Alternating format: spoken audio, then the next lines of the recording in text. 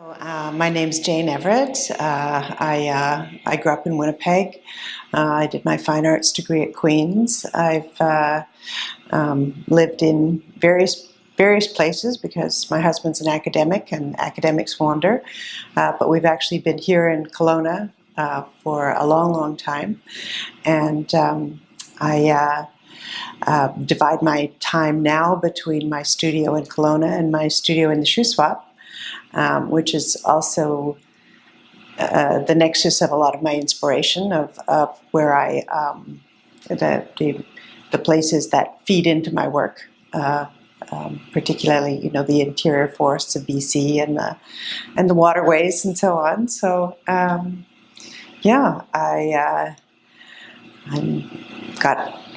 represented in Toronto by Ingram Gallery, in Edmonton by Bagara Matheson, and here by Art Functional. So I have an active commercial gallery practice, as well as showing regularly in public institutions. Right now I have the 3 pieces of Onyx Creek that are up, and in the fall I'm going to have I'm very excited. I'm going to be doing a part of Nuit Blanche in Saskatoon. So I've taken a series of my forest drawings and worked them into a digital animation that will be projected onto a wall, so that the people passing through on that night will become briefly part of the artwork, and they will just transcribe themselves into the piece. And the forest, sort of the drawings are in there that make it as though the wind is moving and then calm down again and then moving again. So I'm very excited about that. And that comes out of my work for Ballet Kelowna, where I'm doing the visuals for Macbeth, which was supposed to be last spring, but was COVID delayed, and is now going to be May 6th and 7th of this next spring. So I'm thrilled to be part of that. So that's where my practice is now, and I've been a full-time artist for forever. It's my job.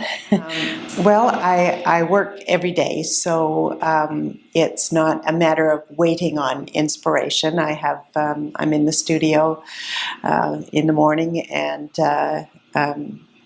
I have sort of 2 streams to my practice. One is the drawing, which is like the large-scale drawings that were in Understory, and are largely concerned with trees now, although they're pieces in the permanent collection here that were when I was doing largely figure drawing. But they are drawings as an end in themselves, as opposed to drawings as a preliminary. And then my oil painting practice, is largely waterscapes has been the focus of most of my oil painting for a long time. It's become far more abstract. I've been more and more influenced by Helen Frankenthaler and some of the women of abstract expressionism to push it in more that direction. I tend to, where we have our cabin in the Shoeswap, we usually go for a morning kayak, and there's a place where, because the level of that lake rises so dramatically, there's a point in the spring where you're sort of in among the willows. So the world becomes blue and green, light in every direction reflection, and they're a big part of what's inspiring me right now. Just the trees, for the drawings, the forests in the interior forests of BC are something that are just so extraordinary. The ponderosas, the Douglas firs, the lodgepole, the size and scale of them. I never get tired of drawing them. It's always new. It's always different. Well, I love painting in oil. I find the richness of the color. I haven't worked in acrylic in years and years, and I think it has improved. But I did find when I was working on it, you had to sort of, if you wanted a rich brown, you had to do a brown and a glaze of red over top of it. Oil, you pick up your burnt sienna, and it's got all kinds of depth. It's just the way it is. I like the smell of oil paint, and once you I like working wet into wet so that I can, and I do a lot of mixing on the canvas. I take a lot of paint straight out of the tube. Sometimes I squish it right on the tube onto the canvas directly, so that there's no loss of time, and so the mixing is taking place on the canvas or very close to it. I tone the entire canvas with transparent oxide yellow ochre, which gives a unity to the final colors. I put it on with a rag and rub it on, so it's a very thin layer, and that warmth makes your cools cooler and your warms warmer, and it keeps it all together. And I also like, even in drawing, I prefer to move from a midpoint so that I can go towards darks and I can go towards lights. Whereas if you start with a pure white surface, you're always darkening, and I just find that doesn't work for me in my process as well. Onyx Creek comes out of the Shoeswap North Shore. There are all sorts of different creeks that feed into it. And the level of the lake changes. Even in an average year, it can change 7 or 8 feet. So all that water comes down in the spring milk and then heads on and feeds the Columbia River system. And of course, it's where the big, we cross the Adams River to get to our cabin, so this is where the big salmon run is. And so it's an extraordinary piece of real estate, really. And where we kayak in the mornings, in the spring when the water level becomes high, the willows are growing right out of the water. So you're actually kayaking between the plants. So there's and that means as the sun rises and it hits the water, you're not just getting light down, you're getting light up.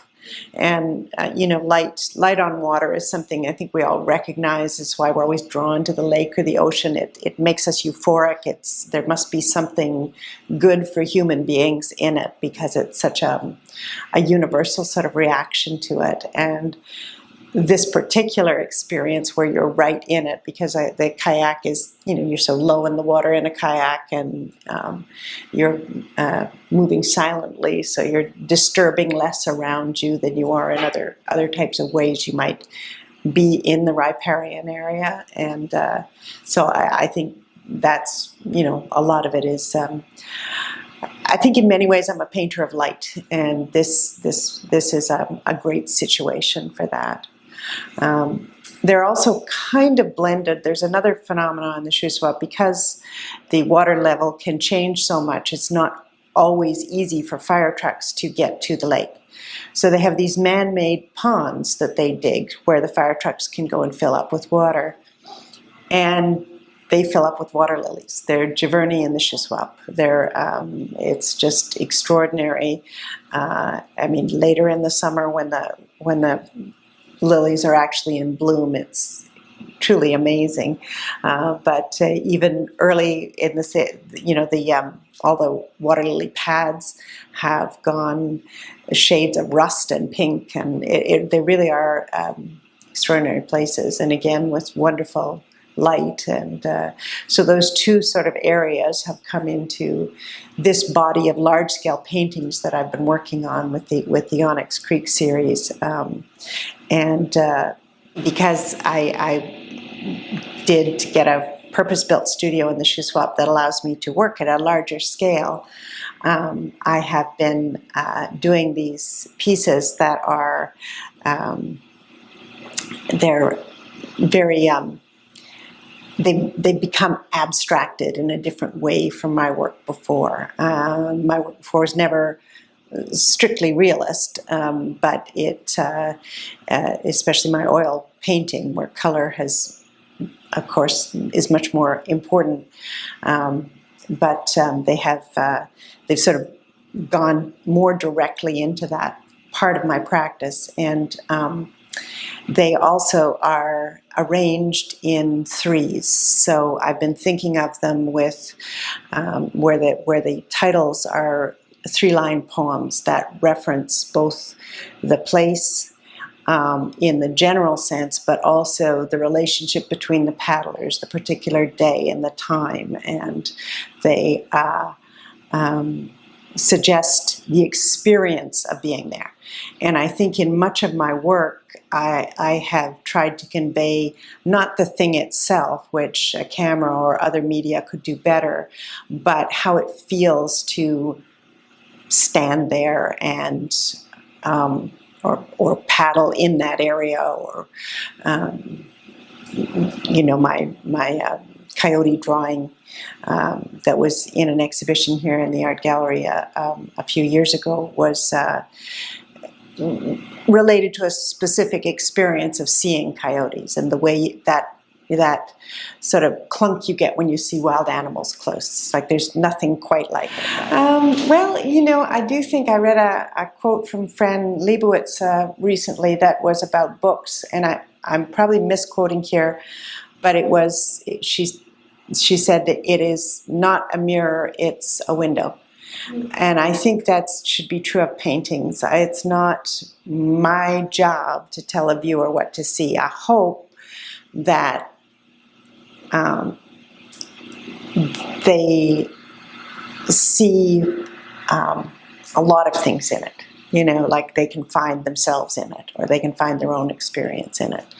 I always hope that my work, it talks about the fragility of the natural world around us. And, like in Understory, for instance, I had the one red tree of the pine beetle kill, and was interested very much in Suzanne Simard's work on the interior of BC forests and the mother trees and all that sort of relationship. And again, in the riparian area, a staggering amount of life takes place. Like something like 70% of all life is in that, within 5 feet of the shoreline, or it is.